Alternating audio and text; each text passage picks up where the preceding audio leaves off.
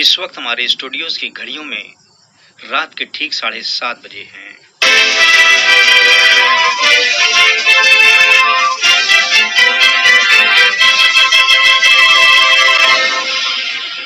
یہ ریڈیو قطر ہے۔ اب آپ نثار احمد انصاری سے اردو میں خبریں سنیے۔ پہلے اہم خبروں کا خلاصہ۔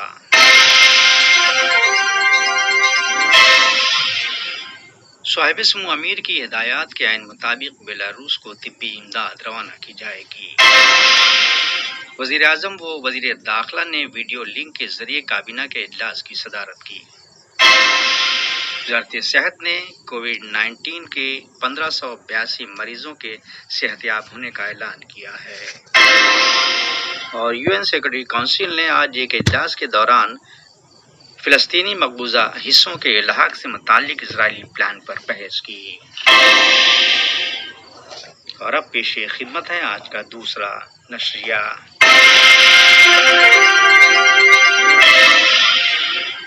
بسم اللہ الرحمن الرحیم۔ صاحب سمو امیر شیخ تمیم بن حمد آل ثانی کی ہدایات کے عین مطابق بیلاروس کو کورونا وائرس کووڈ-19 کا مقابلہ کرنے کے لیے طبی امداد روانہ کی جائے گی۔ دریں اثنا صاحب سمو امیر شیخ تمیم بن حمد آل ثانی نے جمہوریہ کوٹ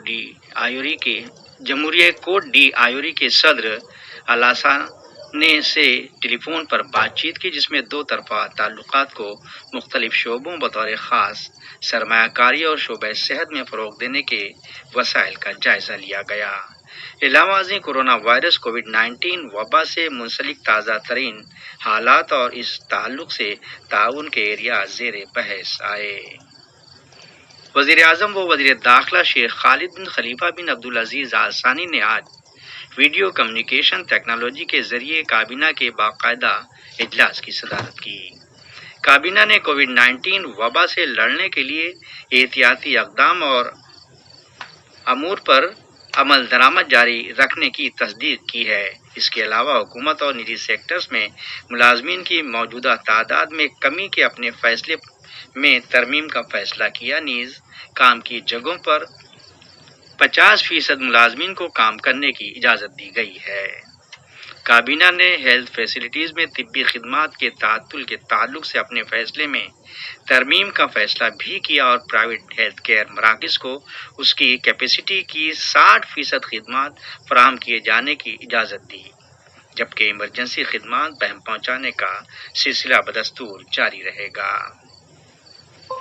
مجلس شورا نے ویڈیو کانفرنسنگ ٹیکنالوجی کے ذریعے منعقدہ عرب پارلیمنٹ کی مقننہ کی دوسری میعاد کے چوتھے معمولی سیشن کے تیسرے اجلاس میں حصہ لیا، جس میں عرب پارلیمنٹ کی مستقل کمیٹیوں کے 14 جون تا 17 تاریخ کے دورانیے میں ہوئے کاموں کی رپورٹس پر بحث کی گئی۔ قطر نے لیبیا کے حالات اور نہدہ ڈیم پر بحث کرنے کے لیے وزارتی سطح پر بلائے گئے عرب لیگ کے غیر معمولی اجلاس میں شرکت کے موقع پر تنازعات کو سفارتی ذرائع سے حل کرنے کی کوششوں کے لیے بین الاقوامی قوانین کا احترام اور اس کی حمایت کی ایک مرتبہ پھر تصدیق کی ہے۔ وزارت صحت نے آج بروز بدھ کووڈ-19 کے 1582 مریضوں کے صحت یاب ہونے کا اعلان کیا، جس کے بعد ملک میں ریکوریز کی کل تعداد 73,083 ہو گئی ہے۔ وزارت کا مزید کہنا تھا کہ پچھلے 24 گھنٹوں کے دوران کورونا وائرس کے 1199 نئے کنفرم کیسز سامنے آئے ہیں، جبکہ 5 مریضوں کے انتقال کی رپورٹ دی گئی ہے۔ اس کے علاوہ 7 مریضوں کو انتہائی نگہداشت یونٹ ICU میں داخل کیا گیا ہے، جہاں زیر علاج مریضوں کی کل تعداد اب 219 ہو گئی۔ وزارت کا مزید کہنا ہے کہ ہلاک ہونے والوں کی عمریں بالترتیب 57، 58، 77، 85 اور 93 سال تھیں۔ وزارت نے کہا ہے کہ نئے مصدقہ معاملات کو مکمل طور پر آئسولیٹ کیا گیا ہے اور انہیں درکار طبی کیئر فراہم کی جا رہی ہے۔ وزارت نے تصدیق کی ہے کہ قطر وائرس کے پھیلاؤ کے دور عروج سے باہر نکلنے میں مکمل طور پر کامیاب ہوا ہے، جس کے لیے ریاست کی طرف سے اٹھائے گئے اقدام کے لیے شکریہ ادا کیا گیا۔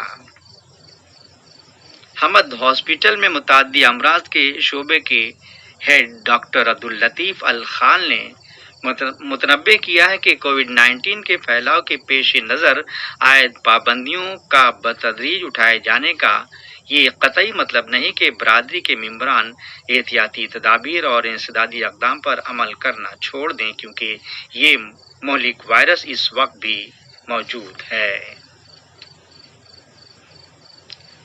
ریاست قطر نے صومالی دارالحکومت مغدیشو کے مغرب میں ہوئی بمباری کی شدید مذمت و ملامت کی ہے، جس میں 2 افراد قتل اور دیگر کئی زخمی ہوئے ہیں۔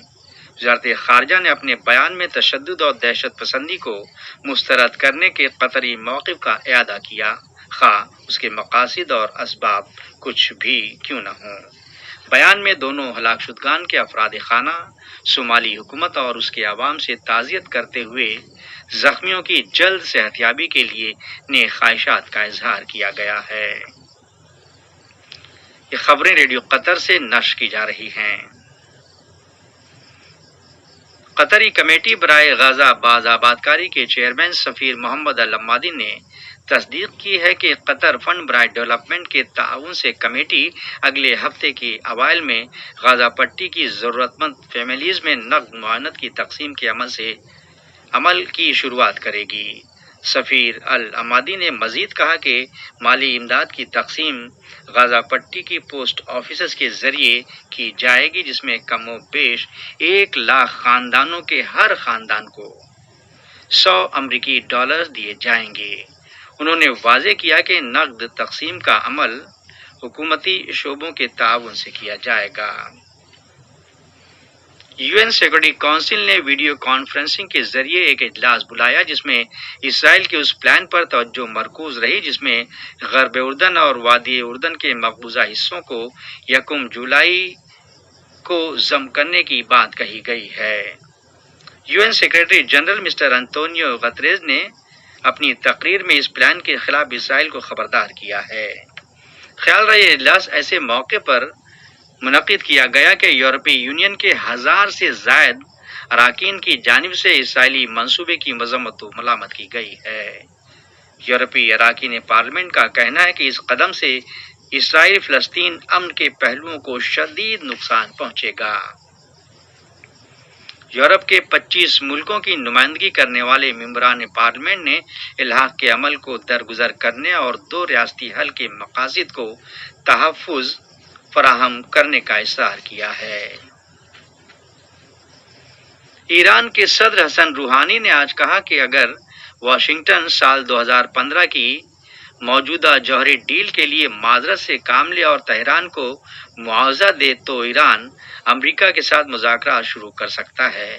نیز امریکہ کو مباحثے سنجیدہ نہ ہونے کے لیے متنبع کیا گیا۔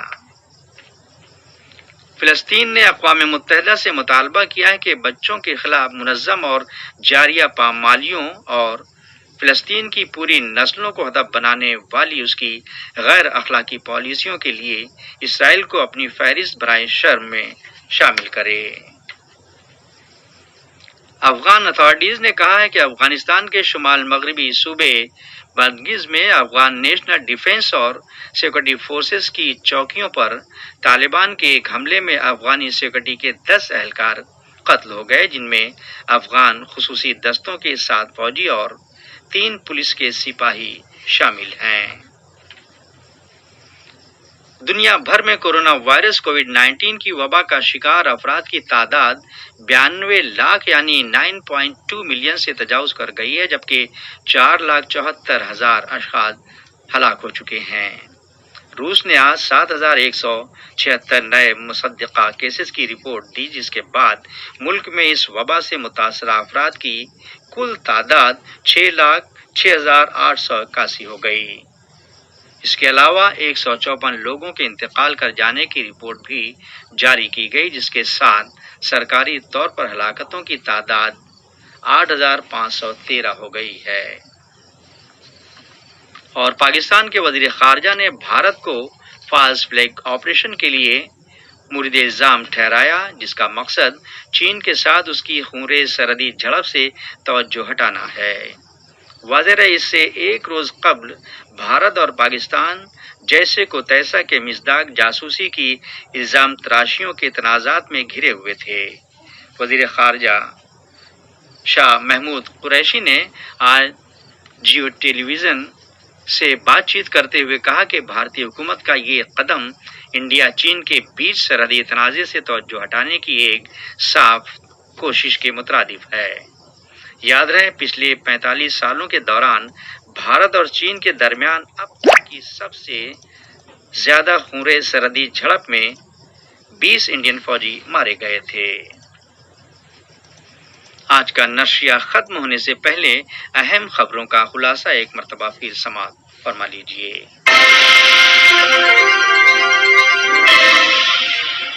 صاحب سمو امیر کی ہدایات کے عین مطابق بیلاروس کو طبی امداد روانہ کی جائے گی۔ وزیر اعظم و وزیر داخلہ نے ویڈیو لنک کے ذریعے کابینہ کے اجلاس کی صدارت کی۔ وزارت صحت نے آج کووڈ 19 کے 1582 مریضوں کے صحت یاب ہونے کا اعلان کیا ہے، اور یو این سیکورٹی کونسل نے آج ایک اجلاس کے دوران مقبوضہ حصوں کے الحاق سے متعلق اسرائیلی پلان پر بحث کی۔ ریڈیو قطر سے آج کا دوسرا نشریہ ختم ہوا۔ اگلا نشریہ کل صبح 9 بجے پیش کیا جائے گا۔